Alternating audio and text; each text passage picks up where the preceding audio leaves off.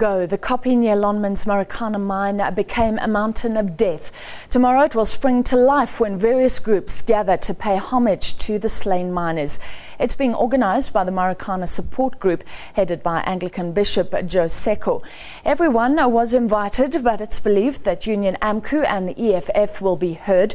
The National Union of Mineworkers is boycotting the event, and the involvement of the ANC is in doubt.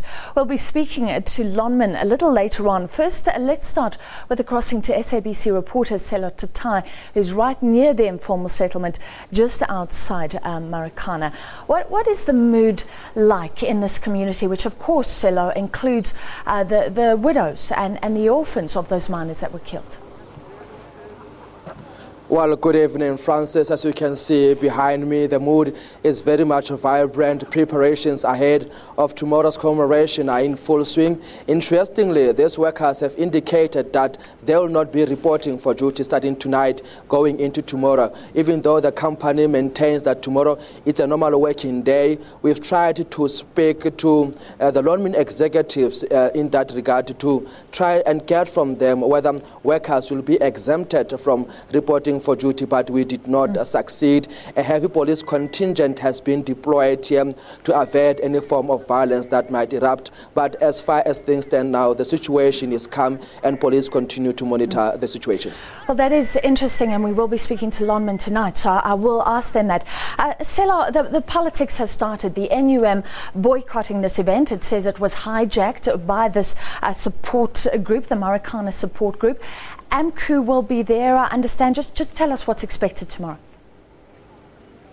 Well, tomorrow we are expecting, in fact, during the day we spoke to Bishop Joe Seako, who is the chairperson of the Marikana Support Group, who has indicated that they have invited all political parties in the country, including the ANC and government. We have not been able to get confirmation from the ANC whether they will attend, but we have it on record that AMCU President Joseph Matundra will be delivering a keynote address. The NUM has always maintained that the commemoration of the Marikana massacre fails to take into account some of their members who have also became victims of what has transpired here days leading into the massacre, even after what happened here on that fateful day, saying that they are boycotting this commemoration on those bases.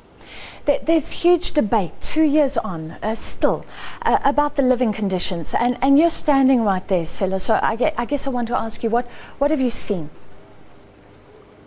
Well, that debate remains a bone of contention, Francis. You'll remember that 2 years, as you correctly point out, into the massacre, there is nothing visible that shows that Lonmin has really addressed the many socio-economic conditions confronting workers, including the locals, on a daily basis. Institutions or organizations such as the Benchmark Foundations have been doing some researches around the Platinum Belt, and they have found that 27,000 workers employed by Lonmin do not have a proper accommodation, in a sense, and they are saying that mining operations here at the Platinum Belt, including Lonmin, to a large extent are failing to adhere to the dictates of the mining charter in terms of implementing your social labor plan and corporate social investment. Of course, there was a big scurry, and Lonmin specifically said it would be doing a lot. So are there signs of anything being done by anyone? Well, from in the last 2 months, we can say there has been some movement on the part of Lonmin and the government. You'll know that they have recently given Boba Mohale, which is a traditional council responsible for villages such as Nkaneng, Marikana, and the nearby villages, shares which will benefit the community in the long run.